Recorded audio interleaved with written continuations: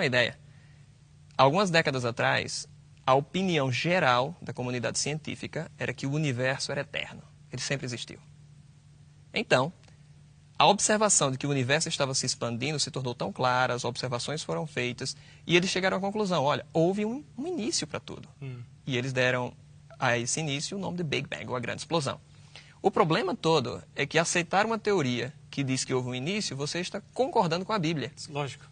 E houve um grande debate, houve uma grande briga realmente entre cientistas, porque eles diziam, não queremos essa história do Big Bang, porque vai concordar com o que a Bíblia diz, que a Bíblia diz, no princípio criou Deus. Então, a própria teoria do Big Bang, ela tenta se aproximar um pouco do relato bíblico. Nós não concordamos com o período de tempo, nem a maneira que foi criado, mas uma coisa é certa, o que o Big Bang está expondo, de certa forma, concorda com a Bíblia, porque diz que houve um princípio para tudo.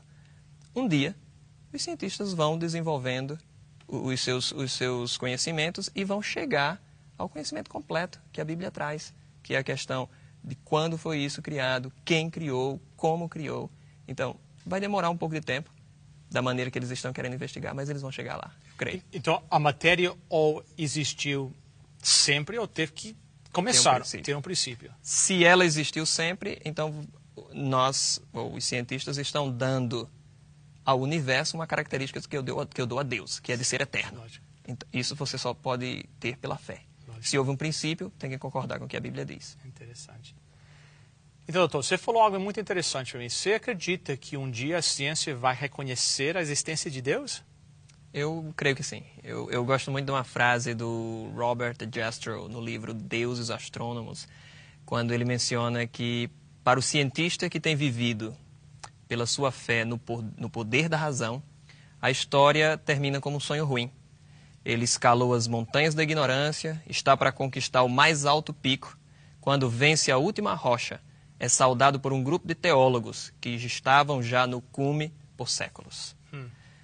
Eu acho isso muito interessante, porque eu não tenho dúvidas de que um dia a ciência irá se aproximar cada vez mais do relato bíblico. Porque se você parar para pensar um momento, uma explosão, que em primeiro lugar vem do nada, ou seja, nada explodir, já é algo estranho. Lógico. E essa mesma explosão que veio do nada, conseguiu gerar toda a complexidade, toda a matéria e tudo que temos aqui, né? Ninguém acreditaria que uma explosão num junkyard geraria um Boeing 747. Lógico. Então, para se fabricar um Boeing 747, um avião, é preciso muita tecnologia, engenheiros com conhecimento profundo, para trabalhar e conseguir desenvolver aquilo, olhando nos mínimos detalhes. Agora, eu tenho que dizer algo, que um Boeing 747, um avião, ele é milhares de vezes mais simples do que uma única célula. Então, como é que eu poderia crer que essas células vieram por acaso? Então, é um absurdo. Então, dentro do ramo científico, a opção que Deus é criador é considerada como uma opção lógica? Na minha opinião, sim. E na opinião de muitos cientistas. Há muitos cientistas que creem que Deus existe e há várias teorias e vários grupos. A grande questão é que esses mesmos cientistas que creem, eles não têm todo o apoio da mídia, como os evolucionistas têm, como os naturalistas têm. Estes que vêm desde o tempo do iluminismo, tendo toda a liberdade de falar. E, como eu te disse, virou moda ser ateu, virou moda criticar a Bíblia e duvidar da Bíblia. Interessante. E os homens, nós chamamos em inglês de cavemen, os homens das cavernas, o que a ciência fala com respeito a isso? Isso é muito interessante. Na verdade, Bill, os homens da caverna ainda existem. Porque há pessoas morando em cavernas hoje. Na verdade, se você quiser, você pode alugar uma caverna na China. Na China tem caverna para alugar. E tem umas até com ar-condicionado. Tá certo? Isso aqui é interessante. Eu não entendo por que as pessoas têm essa ideia, criaram essa ideia de que os homens das cavernas eram estranhos ou diferentes do de hoje, né? Mas isso, a própria Bíblia fala de homens das cavernas. Há 2 textos na Bíblia que mostram claramente. Jó, capítulo 30, versículos 5 e 6, menciona sobre homens morando em cavernas. E o próprio rei Davi morou por um certo período de tempo numa caverna, como está escrito em 1 Samuel 24, verso 3. Nós vemos, às vezes, aqueles desenhos que eles mostram, os homens da caverna, meio que assim, com as aparências meio de macaco.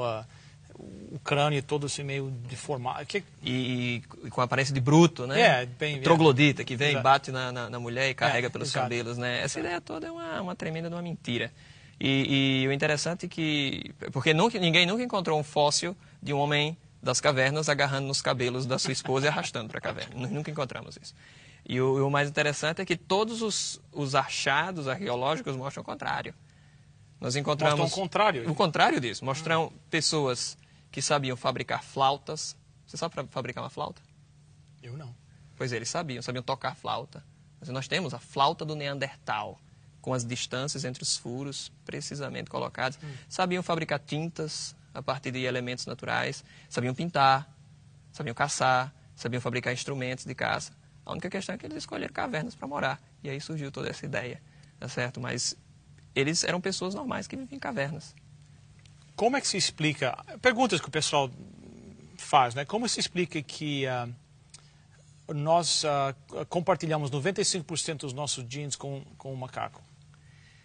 É interessante esse fato que, na verdade, nós compartilhamos altíssimas percentagens do nosso código genético com plantas também, certo? Com banana, com espiga de milho. E ninguém aqui tem um braço parecido com uma espiga de milho ou coisa assim. A grande questão é se somos tão parecidos ou se estamos geneticamente tão próximos do macaco, por que somos tão diferentes? E na minha opinião, isso não é problema nenhum, compartilhar genes, né, ou código genético com outros animais.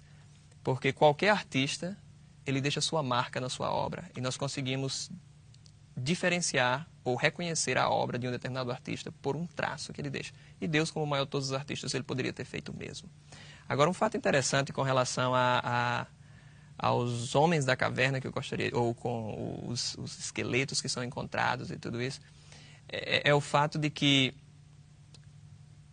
nós só encontramos fragmentos. Então, nunca foi encontrado um esqueleto inteiro desses homens de caverna meio... Não, são sempre fragmentos e todo o... como eu diria, todo o desenho artístico que é feito, ele é baseado em suposições. Não apenas em ciência pura, mas em suposições, em imaginação. Você já ouviu falar do homem de Nebraska? Já. Então, um exemplo claro disso, na década de 20, encontraram um dente de um fóssil, somente um dente, e eles acreditavam que esse dente era o dente de um ancestral do ser humano. E baseado em um dente, eles fizeram todo o desenho daquela criatura, da esposa e até dos animais. Então, baseado em um dente, isso é muita criatividade. Mas o pior de tudo é que depois desse desenho ter sido feito, da ideia ter se propagado, de várias pessoas passarem a crer que aquele realmente era um ancestral da raça humana, que havia sido encontrado o elo perdido ou o ancestral da raça humana, várias pessoas provavelmente deixaram de crer em Deus com aquele achado. Lógico. Mas alguns anos se passaram até que vários estudos foram feitos em cima daquele dente e descobriram que se tratava de um dente de um porco que já estava extinto. É interessante mas quando acontecem essas coisas, parece que o mundo científico não é tão assim agressivo em corrigir esses erros. Eu, como já te disse no início, o iluminismo entrou no nosso mundo e tenta até hoje afastar a ideia de Deus. Então, qualquer teoria que afaste a ideia de Deus, ela é bem aceita. Obviamente que com o tempo, a própria ciência, ela acaba descartando as más teorias.